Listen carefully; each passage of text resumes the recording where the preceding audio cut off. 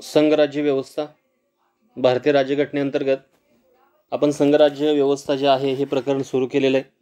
आणि या संघराज्य व्यवस्थेमध्ये आपण पाठिंबाचा तास जर पाहिला तर पाठिंबाच्या तासाला एक दोन महत्त्वाचे भाग जे आपण पाहिलेले आहेत. त्यामध्ये संघराज्याच्या स्वरूपाचा आपण अभ्यास केला, एकात्मक आणि संघात्मक. त्यामध्ये एकात्मक स्वरूप जे आहे, एकात्मक स्वरूपमध्ये आपण पाहिलं की जी काही सत्ता आहे ती सत्ता राष्ट्रीय सरकारच्या हातात एकवटलेली असते आणि प्रादेशिक सरकारे जर असली तर राष्ट्रीय जे काही सरकार आहे, ज्याला केंद्र सरकार असं आपण म्हणू शकतोय, तर त्या केंद्र सरकारच्या थ्रू जे प्रादेशिक सरकार आहे त्यांना काही अधिकार जे ते प्राप्त होतात, ज्यामध्ये ब्रिटन, फ्रान्स, जपान, चीन, Italy, Belgium, Norway, Sweden, Spain यांचा आपण अभ्यास केला. त्यानंतर संघराज्यात्मक स्वरूपामध्ये अधिकारांची विभागणी असते.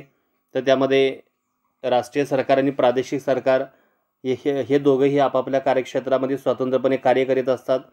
त्यामध्ये USA असेल, Switzerland, Australia, Canada, Russia, Brazil, Argentina ते आपण त्यामध्ये पाहिलं. त्यानंतर मूलभूत माहिती जी आपण पाहिलेली आहे त्यामध्ये फेडरेशन हा शब्द फेडस या लॅटिन शब्दावरून आलेला आहे आणि ज्याचा अर्थ करार असा होतोय. आणि जी काही संघराज्य जे आहेत तर त्या संघराज्यामध्ये कराराने एकत्र संघराज्याच्या एककांना विविध नावांनी संबोधले जाते आणि कराराने हे एकत्र आले असतात. ज्यामध्ये USA मध्ये राज्ये, स्वित्झर्लंडमध्ये कॅन्टॉन्स, रशियामध्ये गणराज्ये आणि कॅनडामध्ये प्रांत आणि भारताचा विचार केला तर भारतामध्ये देखील राज्य असं आपण त्यामध्ये म्हणू शकतोय. त्यानंतर संघराज्याची ही निर्मिती जी आहे ती दोन प्रकारे झालेली आहे, एकात्मीकरणाद्वारे आणि विघटनाद्वारे. एकात्मीकरण म्हणजे अनेक लष्करीदृष्ट्या दुर्बळ किंवा आर्थिकदृष्ट्या मागासलेले स्वतंत्र देश एकत्र येऊन मोठा मजबूत संघराज्य स्थापन करू शकतात, ते आपण पाहिलं. अमेरिका त्यामध्ये आपण उदाहरण घेतलेलं होतं. अमेरिका हे संघराज्याचं मॉडेल आहे. आणि विघटनाद्वारे आपण जर बघितलं तर एका मोठ्या एकात्मक राष्ट्रात प्रांतांना स्वायत्ता प्रदान केल्यास ते राज्यात परिवर्तित होऊ शकते, ते देखील पाहिलेलं आहे. भारताची शासन व्यवस्था आपण अभ्यासलेली आहे आणि भारताची जी काही शासन व्यवस्था आहे ही कॅनडाप्रमाणे असल्याचं जे काही कारण आहे ते कारणं देखील पाहिलेली आहेत. आणि भारत हे संघराज्याचं वैशिष्ट्य असून देखील संघराज्य पूर्णता नाही हे देखील आपण पाहिलेलं आहे. कारण त्यामध्ये आपण विचार करताना अमेरिकन संघराज्याप्रमाणे घटक राज्याच्या कराराने हे स्थापन झालेलं नाही. आणि दुसरा आपण घटक राज्यांना संघराज्यातून फुटून बाहेर पडण्याचा अधिकार नाही. ही दोन कारणं आपण त्यामध्ये पाहिलेली आहेत. आणि आता आपल्याला पाहत असताना भारतीय घटनेतील संघराज्य वैशिष्ट्य जे आहेत तर ह्या वैशिष्ट्यांचा अभ्यास जो आहे तो अभ्यास आपल्याला या तासाला करायचा आहे. म्हणजे संघराज्य जी काही वैशिष्ट्य आहेत, म्हणजे आपण जर भारताची राज्यघटना आपण जर पाहिली तर भारताच्या घटनेमध्ये दोन्ही स्वरूप आहे. म्हणजे संघराज्यात्मक जे काही स्वरूप आहे ती स्वरूप देखील दिलेलं आहे आणि एकात्मक स्वरूप जे हे दोन्ही प्रकारचं जे काही स्वरूप आहे तो स्वरूप त्यामध्ये दिलेलं आहे. म्हणजे संघराज्यात्मक स्वरूप देखील आहे आणि एकात्मक स्वरूप देखील आहे.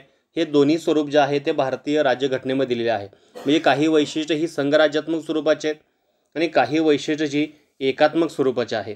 तर त्यातल्या सुरुवातीला आपण भाग पाहत असताना संघराज्यात्मक जे वैशिष्ट्य आहे ते वैशिष्ट्य आपण अभ्यासणार आहे. तर त्यातला जो काय पहिला जो काय भाग आहे तो आता आपल्याला अभ्यासायचा आहे. तर तो अभ्यास पहिला आहे दुहेरी शासन व्यवस्था. म्हणजे भारताची शासन व्यवस्था कशी आहे तर दुहेरी शासन व्यवस्था आहे. म्हणजे घटनेने केंद्रशासित शासन पद्धतीने घटक राज्य शासन पद्धती अशी दुहेरी शासन पद्धती प्रस्थापित केलेली आहे. म्हणजे भारतात आपण जर विचार केला तर भारतामध्ये शासन पद्धती कशा आहे, एक आहे केंद्र शासन आणि दुसरं काय आहे तर राज्य शासन. असे दोन्ही घटक जे आहेत ते दोन्ही घटक त्यामध्ये आहेत. म्हणजे केंद्र शासन पण आहे आणि राज्य शासन जे आहे तर ह्या दोघांचंही अस्तित्व जे किंवा ज्याला आपण सहअस्तित्व असं म्हणतोय तर ते भारतामध्ये आहे. आणि दोन्ही स्तरावर सरकारे आपापल्या क्षेत्रामध्ये सार्वभौम अधिकाराचा वापर करतात. संघराज्य सरकार संरक्षण, परकीय कामकाज, चलन, दळणवळण यासारख्या राष्ट्रीय महत्त्वाच्या क्षेत्रात काम करते. तर घटक राज्ये सरकारे सार्वजनिक सुव्यवस्था, कृषी, आरोग्य, स्थानिक शासन, सहकार यासारख्या प्रादेशिक आणि स्थानिक महत्त्वाच्या क्षेत्रात काम करतात. म्हणजे आपण ह्यामध्ये विचार करताना दुहेरी शासन व्यवस्था म्हणजे काय की भारताची शासन व्यवस्था कशा आहे तर दुहेरी स्वरूपाची आहे. दुहेरी म्हणजे काय तर दोन स्वरूपात, एक राष्ट्रीय शासन आहे जी किंवा राष्ट्रीय सरकार आहे ज्याला आपण केंद्र सरकार किंवा संघ शासन असं म्हणू शकतोय, आणि एक जे आहे ते आहे राज्य सरकार किंवा प्रादेशिक जे काही सरकार आहे ते सरकार त्यामध्ये. आणि ही दोन्ही स्तरातील जी काही सरकारे आहेत त्यामध्ये केंद्र सरकार असेल किंवा राज्य सरकार असेल ती आपापल्या क्षेत्रामध्ये उल्लेखनीय किंवा महत्त्वाची जी काही कामं आहेत ते कामं आपल्या अधिकाराचा वापर करून करतात. दुसरा भाग आपण जर पाहिला तर ह्या दोघांच्यामध्ये अधिकारांची विभागणी केलेली आहे. आता अधिकारांची विभागणी कशी केलेली आहे तर काही विषय असे आहेत की जे विषय केंद्र शासन जे आहे ते केंद्र शासन हाताळणार आहे आणि काही विषय असे आहेत की जे राज्य शासन हाताळणार आहे. आता केंद्र शासन कोणते विषय हाताळणार आहे, तर केंद्र शासन हे विषय हाताळत असताना तर त्यातला महत्त्वाचे जे आपण काही पॉईंट आपण बघूया. तर त्यामध्ये एक आहे संरक्षण. सगळ्यात महत्त्वाचं खातं जे आहे तर केंद्र सरकारचं कोणतं असेल, तर संरक्षण खातं असेल. संरक्षण खात्याबरोबर आहे परकीय कामकाज, संरक्षण खातं आहे. त्यानंतर आहे परकीय कामकाज, चलन, त्यानंतर दळणवळण आणि राष्ट्रीय महत्त्वाच्या क्षेत्रामध्ये ते जे काही काम आहे ते काम करतं. म्हणजे कोणकोणते त्यामध्ये विषय असतील महत्त्वाचे, तर त्यामध्ये आहे संरक्षण, परकीय कामकाज, दळणवळण यासारख्या राष्ट्रीय महत्त्वाच्या क्षेत्रामध्ये काम करतं. आणि तर दुसरा भाग आपण जर पाहिला तर घटक राज्य जे आहेत या घटक राज्य काम करताना सार्वजनिक सुव्यवस्था असेल, त्यानंतर कृषी असेल, त्यानंतर आरोग्य आहे, त्याचबरोबर स्थानिक शासन आहे, सहकार आहे. तर यासारखे जे काही विषय आहेत किंवा यासारख्या महत्त्वाच्या क्षेत्रामध्ये काम करण्याचं जे काही काम आहे हे राज्य शासन करतं. म्हणजे दुहेरी शासन व्यवस्थेचा विचार करताना या दुहेरी शासन व्यवस्थेमध्ये दोघांचं सहअस्तित्व आहे. म्हणजे केंद्र शासन असेल आणि राज्य शासन असेल आणि दोघंही आपापल्या क्षेत्रामध्ये आपल्या अधिकाराचा स्वतंत्रपणे वापर करतात आणि जे काही कारभार आहे ते कारभार चालवत असतात. आणि त्यामध्ये आपण विचार करताना जे केंद्र शासन आहे तर त्या केंद्र शासनाकडे किंवा ज्याला आपण संघ राज्य सरकार असं म्हणू शकतोय, केंद्र सरकार असं म्हणू शकतोय, तर त्यांच्याकडे कोणते विषय आहेत, तर त्यांच्याकडे आहे संरक्षण, परकीय कामकाज, चलन, दळणवळण आणि राष्ट्रीय महत्त्वाचे जे काही विषय आहेत किंवा महत्त्वाचे क्षेत्र आहेत की ज्या क्षेत्रामध्ये संघ शासन जे आहे हे काम करत असतं. दुसरा भाग आपण विचार करताना जे राज्य शासन आहे ते राज्य शासन देखील आपल्या सार्वभौम अधिकाराचा वापर आपल्या कार्यक्षेत्रामध्ये करतं की ज्यामध्ये सार्वजनिक सुव्यवस्था असेल, कृषी असेल, आरोग्य आहे, त्याचबरोबर स्थानिक शासन आहे, सहकार आहे, असे विविध जे काही घटक आहेत तर त्या विविध घटकाच्या बाबतीमध्ये काम करण्याचं जे काही काम आहे हे प्रादेशिक सरकार, ज्याला आपण राज्य सरकार किंवा घटक राज्याचं सरकार असं म्हणतोय. मग त्या पद्धतीनं म्हणजे भारतीय संघराज्याचं पहिलं वैशिष्ट्य काय आहे तर दुहेरी शासन व्यवस्था. दुसरा भाग आपण जर पाहिला तर ते आहे लिखित राज्यघटना. राज्यघटना कशा आहे तर लिखित राज्यघटना आहे आणि ही जी भारताची जी काही राज्यघटना आहे ही जगातील सर्वात मोठी लिखित राज्यघटना आहे. कारण प्रत्येक कलमाचं वर्णन हे विस्तृतवार दिलेलं आहे.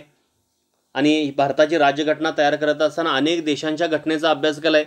जवळपास 60पेक्षा जास्त देशाच्या घटनेचा अभ्यास करून भारतीय राज्यघटना ज्या आहे, भारतीय परिस्थितीमध्ये ज्या काही अनुकूल गोष्टी आहेत ह्या सर्व अनुकूल गोष्टी, सर्व ज्ञात गोष्टी ज्या आहेत ह्या धुंडाळून त्यामध्ये टाकण्याचा प्रयत्न केलेला आहे. आणि त्याचबरोबर आपण जर पाहिलं तर ही जी काही घटना ही जगातील सर्वात दीर्घ का आहे, कारण ह्यामध्ये विविध स्वरूपाचे भाग दिलेले आहेत. 25 भाग दिले आहेत, 12 अनुसूच्या आहेत आणि जवळपास सध्याचा आपण जर विचार केला तर 465च्या दरम्यान जी कलमं आहेत ही कलमं त्यामध्ये देण्यात आलेली आहेत. आणि दुसरा भाग आपण जर पाहिला तर केंद्र आणि राज्य सरकारची संरचना असेल, संघटन, अधिकार व कार्यांची स्पष्ट तरतूद असून त्यांच्या कार्यक्षेत्रावरील मर्यादाही स्पष्टपणे सांगितलेत. आणि त्यामध्ये त्या दोघांमध्ये गैरसमज व मतभेद टाळण्याचा प्रयत्न करण्यात आला आहे. म्हणजे लिखित राज्यघटना जी आहे, भारताची राज्यघटना ही लिखित राज्यघटना आहे, सर्वात दीर्घ राज्यघटना आहे. अनेक देशांचा अभ्यास केला आहे, अनेक देशाकडून महत्त्वाच्या गोष्टी आपण घेतलेल्या आहेत. आणि हे करत असताना केंद्र आणि राज्य सरकारची जी काही संरचना आहे किंवा संघटन, अधिकार व कार्य यांची स्पष्ट तरतूद ही तरतूद ह्यामध्ये केलीत. म्हणजे दुहेरी शासन व्यवस्थेमध्ये बघत असताना तर दोन घटक जे आहेत दोघांचं अस्तित्व आहे, केंद्राचं अस्तित्व आहे, त्याचबरोबर राज्याचं अस्तित्व आहे. आपण बघत असताना जी लिखित राज्यघटना आहे ही केंद्रासाठी वेगळी आणि राज्यासाठी वेगळी नाही, तर एकच राज्यघटना आहे. आणि त्या एकाच राज्यघटनामध्ये ह्या जी केंद्र सरकार असेल किंवा राज्य सरकार असेल तर ह्या दोघांची काय केलेली आहेत तर विविध स्वरूपाच्या तरतुदी जे आहेत ह्या तरतुदी त्यामध्ये देण्यात आलेल्या आहेत. त्यांची संरचना देण्यात आलेली आहे, त्यांचे अधिकार स्पष्ट केलेले आहेत आणि हे अधिकार स्पष्ट करत असताना त्यांच्या कार्यक्षेत्रावरील मर्यादा देखील त्यामध्ये देण्यात आलेल्या आहेत. आणि त्याद्वारे दोघांमधील गैरसमज व मतभेद टाळण्याचा प्रयत्न जो आहे हा प्रयत्न यामध्ये केला आहे. त्यामुळं जी काही लिखित राज्यघटना ही आहे ही मोठी झालेली आहे. तिसरा भाग आहे अधिकारांची विभागणी. आता केंद्र आणि राज्याचं सहअस्तित्व असणारे आहे अधिकारांची विभागणी. त्या अधिकारांच्या विभागणीमध्ये एकूण ज्या काही सूच्या आहेत त्या सूची निर्माण केलेल्या आहेत आणि घटनेत केंद्र आणि राज्यामध्ये यामधील अधिकारांची विभागणी 7व्या अनुसूची जी आहे या 7व्या अनुसूचीमध्ये दिलेली आहे. आणि 7व्या अनुसूचीमधील संघसूची ह्यामध्ये एकूण 3 स्वरूपाच्या सूच्या आहेत. एक आहे संघसूची की ज्यामध्ये केंद्र सरकार किंवा संघ शासन जे हे कायदे करू शकतं. दुसरा आहे राज्यसूची की ज्यामध्ये राज्य शासन कायदे करू शकतं. आणि तिसरा आहे समवर्त सूची की ज्यामध्ये केंद्र सरकार तसेच राज्य सरकार हे दोघंही त्यामध्ये कायदे करू शकतात. तर त्यामध्ये आपण जर बघितलं हे कशामध्ये आलेलं आहे, तर 7व्या अनुसूचीमध्ये आलेलं आहे. आणि 7व्या अनुसूचीमध्ये जे संघसूची आहे तर त्यामध्ये मूळ विषय जे आहे ते मूळ विषय किती होते, अगोदर 97 होते, आता किती झालेले आहेत, तर 100 झालेले आहेत. अगोदर होते विषय 97, आता 100 झालेत, की ज्यावर जे काही कायदे करण्याचा अधिकार कुणाला आहे, तर संघ शासनाला आहे. दुसरा आपण जर भाग जर विचार केला तर राज्यसूचीमध्ये अगोदर विषय होते 66, आता किती झालेले आहेत, 61 झालेले आहेत. अगोदर होते 66, आता 61 झालेत. आणि तिसरा आपण जर विचार केला समवर्त सूची, अगोदर विषय होते 47 आणि आता किती झालेले आहेत, तर 52 झालेले आहेत. हे 3 आपल्याला लक्षात ठेवायचे आहेत. म्हणजे केंद्र सूची, राज्य सूची आणि समवर्त सूची लक्षात घ्या. ह्यामध्ये आपण अभ्यास करत असताना केंद्र, राज्य आणि समवर्त सूची हे कुठं मांडलेलं आहे, तर 7वी अनुसूची जी आहे, तर ह्या 7व्या अनुसूचीमध्ये ह्या सूची सांगितलेल्या आहेत. आणि त्यामध्ये जी संघसूची आहे त्या संघसूचीमध्ये अगोदर विषय किती होते, तर 97 विषय होते, आता किती झालेले आहेत, 97चे 100 विषय झालेले आहेत. तर दुसरा भाग विचार केला तर राज्यसूची, अगोदर विषय किती होते, 66 विषय होते, आता किती झालेले आहेत, 61 झालेले आहेत. आणि जी काही समवर्त सूची आहेत तर त्यामध्ये अगोदर किती होते, 47 आणि आता किती झालेले आहेत, 52. एवढं लक्षात घ्या महत्त्वाचं. म्हणजे ही जी काही अधिकारांची विभागणी जी आहे त्या अधिकारांची विभागणी कुठं केलेली आहे, तर 7व्या अनुसूचीमध्ये केलेली आहे. आणि ह्या 7व्या अनुसूचीमध्ये करत असताना ह्यामध्ये एकूण ज्या 3 स्वरूपाच्या सूच्या आहेत, तर त्यामध्ये केंद्र सूची असेल, राज्य सूची असेल, समवर्त सूची असेल. तर केंद्र सूचीमध्ये सध्या विषय किती आहेत, तर 100 विषय आहेत. राज्य सूचीमध्ये सध्या किती विषय आहेत, 61 आहेत. आणि समवर्त सूचीमध्ये सध्या किती विषय आहेत, तर 52 आहेत. ही समवर्त सूची आपण कोणाकडून घेतलेली होती, ऑस्ट्रेलियाकडून आपण ती घेतलेली आहे. आणि अगोदर 97 विषय केंद्र सूचीमध्ये, आता झाले 100. राज्य सूचीमध्ये अगोदर 66 होते, आता झालेत 61. आणि समवर्त सूचीमध्ये अगोदर होते 47 आणि आता झालेले आहेत 42. या प्रकारे अधिकारांची विभागणी ती विभागणी यामध्ये करण्यात आलेली आहे. आणि लक्षात घ्या महत्त्वाचं, जी संघसूची आहे तर त्या संघसूचीवर कायदे करण्याचा अधिकार कुणाला आहे, तर संघसूचीवर कायदे करण्याचा अधिकार जो आहे हा संघ शासनाला आहे. म्हणजे केंद्र शासन जे आहे या केंद्र शासनाला संघसूचीवर कायदे करण्याचा अधिकार आहे. दुसरा विचार आपण जर केला राज्यसूची, तर राज्यसूचीवर कायदे करण्याचा अधिकार कुणाला आहे, तर राज्यसूचीवर कायदे करण्याचा अधिकार जो आहे तो आहे राज्य शासनाला. जे राज्य शासन असेल तर ते राज्य शासन राज्यसूचीवर कायदे करू शकतं. आणि तिसरा भाग आपण जर पाहिला तर समवर्त सूचीतील विषयावर कायदे करण्याचा अधिकार केंद्र तसेच राज्य सरकारला देण्यात आलेला आहे. पण त्यामध्ये शेषाधिकार जो आहे हा केंद्राला आहे. म्हणजे समवर्त सूचीचा विचार आपण जर केला तर ह्यामध्ये कायदे करत असताना हे कायदे जे आहेत हे केंद्र पण करू शकतं आणि राज्य पण करू शकतं. पण ह्यामध्ये सर्वात जास्त अधिकार जो आहे केंद्र आणि राज्याचा विचार आपण जर केला तर शेषाधिकार कुणाकडे असेल, तर केंद्राला देण्यात आलेला आहे. अशा रीतीनं अधिकारांची विभागणी हे स्पष्ट स्वरूपामध्ये करण्यात आले. लक्षात घ्या, संघसूची कायदे कोण करणार आहे, तर संघ शासन केंद्र सरकार, राज्यसूची घटक राज्य शासन जे आहे ते कायदे करणार आहे. आणि समवर्त सूची तर त्यामध्ये केंद्र तसेच राज्य हे कायदे करू शकतं. पण शेषाधिकार कुणाकडे आहे, तर शेषाधिकार जो आहे हा दिलेला आहे केंद्राकडं. त्यानंतर चौथा घटक आपल्याला बघायचा आहे घटनेची सर्वोच्चता. चौथा जो आहे तो आहे घटनेची सर्वोच्चता. आता आपल्या देशाचा विचार आपण जर केला, आपल्या देशाचा पूर्ण जो काही कारभार आहे हा कारभार कशावर चालतोय, तर हा कारभार जो आहे हा घटनेवर चालतोय. भारताची जी काही राज्यघटना आहे त्या राज्यघटनेमध्ये सांगितलेली विविध कलमं जे आहेत, विविध तरतुदी ज्या आहेत, तर या तरतुदीचा या कलमाचा अवलंब करून भारतातली जी काही कार्यपद्धती आहे कार्यपद्धती चालत असते. तर त्यामध्ये न्यायव्यवस्था असेल किंवा कार्यकारी शासन असेल किंवा कायदेमंडळ असेल, तर या संदर्भामध्ये अनेक स्वरूपाच्या तरतुदी जे आहेत ह्या तरतुदी त्यामध्ये दिलेत. त्यामुळे विचार करताना घटना ही देशाचा सर्वोच्च कायदा आहे. तर घटना ज्या आहे ही काय आहे, तर देशाचा सर्वोच्च कायदा जो आहे हा सर्वोच्च कायदा म्हणजे काय असेल, तर घटना हे सर्वोच्च कायदा आहे. केंद्र आणि राज्याचे कायदे घटनात्मक तरतुदी सुसंगत असावे लागतात. घटनेने दोन्ही स्तरावरील शासनाच्या कायदेविषयक, कार्यकारी व न्यायविषयक अंगांना स्पष्ट कार्यक्षेत्र आखून दिलेले आहे. आणि हे घटनेची सर्वोच्चता आपण बघत असताना एकूण जे 3 महत्त्वाचे जे स्तर आहेत तर त्यामध्ये आपण बघत असताना किंवा 3 टप्पे आपण म्हणू, तर त्यामध्ये न्यायव्यवस्थेच्या बाबतीमध्ये असेल, न्यायव्यवस्था असेल किंवा त्यामध्ये आपण विचार करताना कार्यकारी व्यवस्था असेल, कार्यकारी व्यवस्था आहे आणि कायदेमंडळ जे आहे, तर ह्या तिन्हीच्या बाबतीमध्ये त्यांच्या मर्यादा किंवा त्यांचं कार्यक्षेत्र जे आहे हे कार्यक्षेत्र ह्या घटनेनं आखून दिलेलं आहे.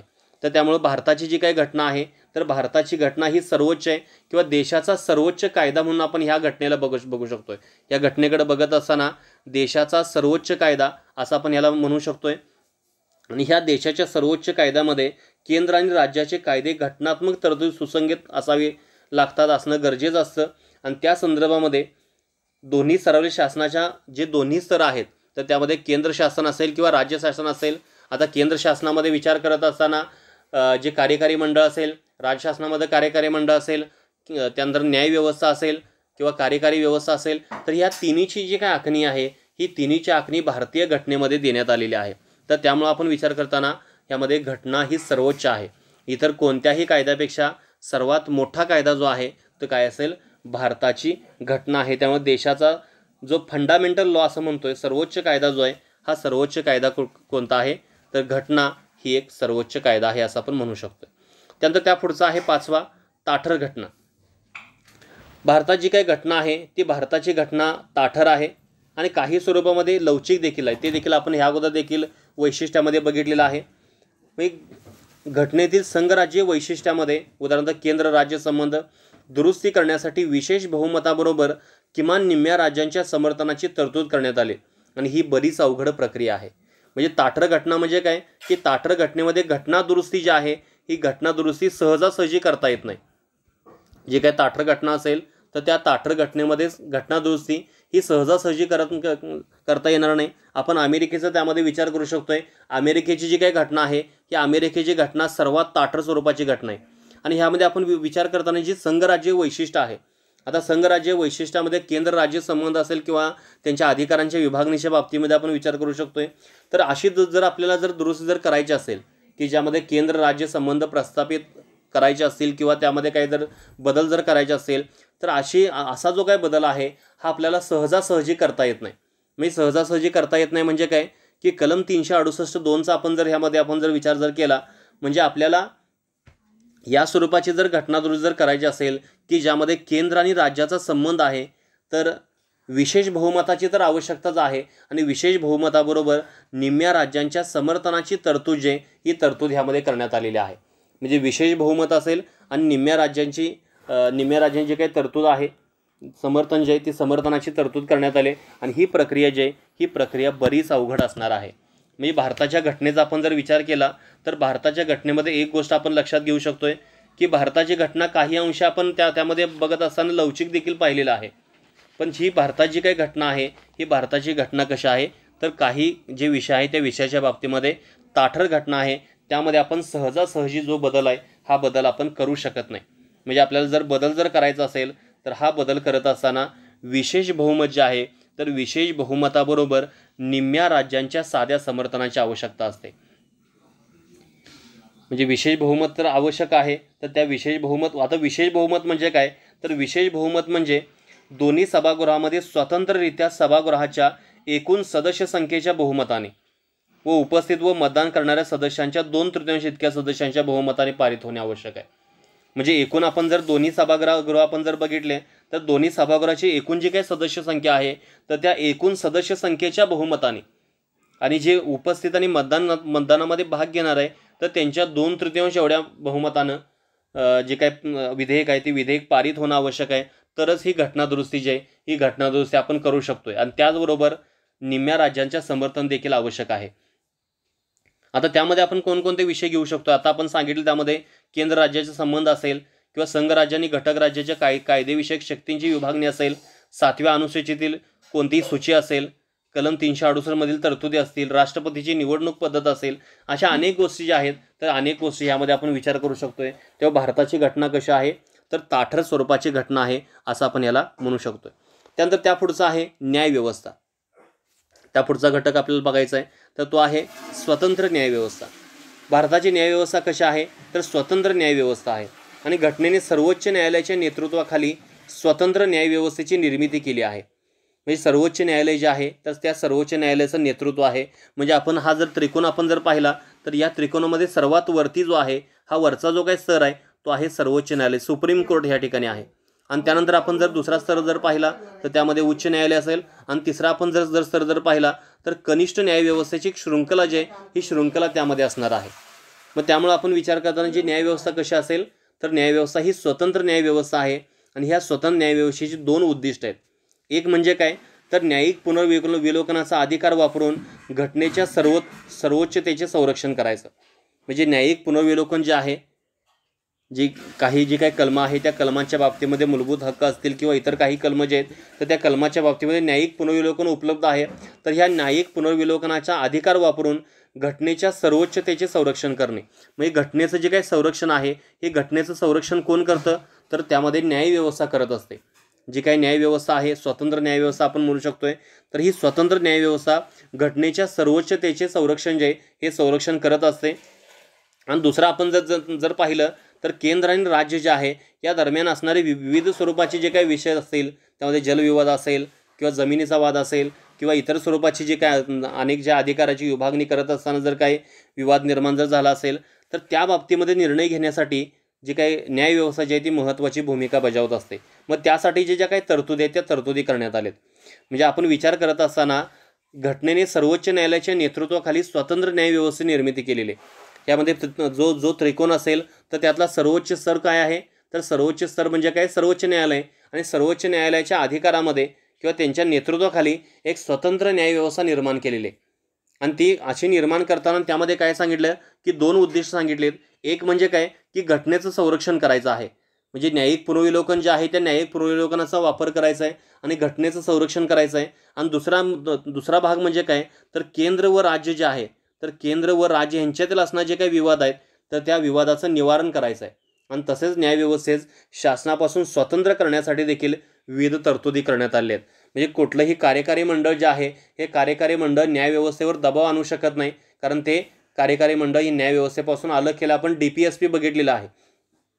त्यामध्ये कलम क्रमांक 50चा आपण अभ्यास करताना तर कलम क्रमांक 50 काय सांगितलं की न्यायव्यवस्था ही कार्यकारी व्यवस्थेपासून अलग असावी.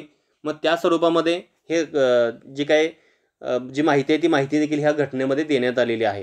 म्हणजे न्यायव्यवस्थेत शासनापासून स्वतंत्र करण्यासाठी ह्या विविध तरतुदी देण्यात आल्या आहेत. म्हणजे त्यामध्ये केंद्र शासन असेल किंवा राज्य शासन असेल तर यांच्यापासून वेगळं करण्यासाठी जी काही तरतूद आहे ही तरतूद ह्यामध्ये देण्यात आलेली आहे. तर अशा प्रकारे न्यायव्यवस्था कशी आहे, स्वतंत्र न्यायव्यवस्था आहे. आणि त्यासाठी नेतृत्व कोणाचं आहे, तर सर्वोच्च न्यायालयाचं आहे. आणि सर्वोच्च न्यायालयाने 2 उद्दिष्ट कोणती सांगितले, तर एक म्हणजे काय, तर घटनेचं संरक्षण करायचं. आणि दुसरं म्हणजे काय, केंद्र आणि राज्यामध्ये असणारे जे काही विविध स्वरूपाचे विवाद आहेत त्या विवादाचं निवारण करायचं आहे. तर त्यासाठी प्रयत्नशील जे आहे ते असणार आहे. आणि ह्यातला शेवटचा आपण जर भाग जर पाहिला तर द्विगृही संसद शेवटचं वैशिष्ट्य जे आहे पहिल्यातलं संघराज्य वैशिष्ट्यामध्ये, तर द्विगृही संसद. भारताची संसद कशी आहे, तर संसद द्विगृही आहे. मग इथं 2 गृह आहेत. कोणकोणती 2 गृह आहेत, तर एक आपण जर विचार केला तर एक म्हणजे वरिष्ठ सभागृह आहे. पहिलं जे आहे ते आहे वरिष्ठ सभागृह आणि दुसरं आहे ते कनिष्ठ सभागृह आहे. वरिष्ठ सभागृह आणि कनिष्ठ. वरिष्ठ कोणतं आहे, तर वरिष्ठ सभागृह आहे जे राज्यसभा आहे. आणि कनिष्ठ कोणतं आहे, तर कनिष्ठ लोकसभा आहे. राज्यसभा आणि लोकसभा. राज्यसभा जे आहे हे कधीही विसर्जित होत नाही, ते स्थायी स्वरूपाचं आहे. आणि लोकसभा जे आहे ते विसर्जित होणार आहे. आणि ह्यामध्ये आपण जर विचार केला, वरिष्ठ सभागृह राज्यसभा आणि कनिष्ठ सभागृह लोकसभा. राज्यसभा संघ राज्यातील घटक राज्याचे प्रतिनिधित्व करते. राज्यसभा जे आहे ते राज्यसभा काय करणार आहे, तर जी संघ राज्य आहे त्या संघ राज्यामध्ये असणारे अनेक जे काही घटक राज्य आहेत. आता आपण जर विचार केलं तर किती घटक राज्य आहेत, तर 28 घटक राज्य आहेत. आणि किती केंद्रशासित प्रदेश आहेत, 8 केंद्रशासित प्रदेश आहेत. तर ह्या 28 राज्य आणि 8 केंद्रशासित प्रदेश असतील तर यांचं प्रतिनिधित्व करण्याचं जे काय काम आहे हे काम कोण करत असतं, तर राज्यसभा करणार आहे. आणि लोकसभा जी आहे ही लोकसभा काय करणार आहे, प्रत्यक्ष लोकांचं प्रतिनिधित्व करणार आहे. म्हणजे लोकसभेमार्फत निवडून गेलेले जे काही खासदार आहेत हे लोकसभेमध्ये काय करत असतात, तर लोकांचं प्रतिनिधित्व जे आहे ते प्रतिनिधित्व करत असतात.